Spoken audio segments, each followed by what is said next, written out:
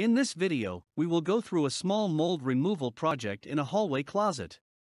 The issue was a small mold growth site that was found in the hall closet. We inspected the area and found that the drywall, baseboards, and the wood flooring had a high moisture content. If you plan to do any mold removal, always ensure you use the proper safety equipment. Some individuals are sensitive to mold. In those cases, it's best to get a mold remediation contractor to address the problem. Generally, the safety equipment you'll need includes a filtering facepiece like an N95 respirator. Before using an N95 respirator, check the package's instruction because these devices generally require fit testing.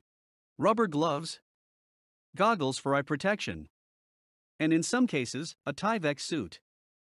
Safety equipment will protect you from inhaling mold spores and other airborne particles like drywall dust and insulation fibers, just to name a few. The first step was to set up a small containment around the work area to prevent cross-contamination into other areas of the home. Along with setting up the containment, a negative air machine was installed and vented to the home's exterior. A negative air machine is designed to capture microscopic particles and other airborne materials during the mold removal process. The next step was to remove all the affected drywall, insulation, and water-damaged wood flooring.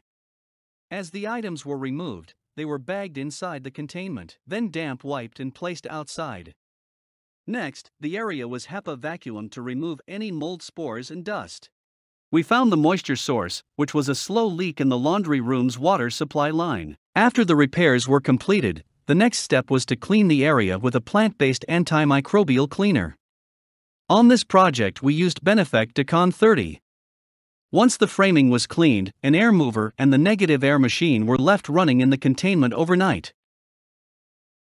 Before the area was cleared for installing new materials, the framing was tested to verify the drying process was successful.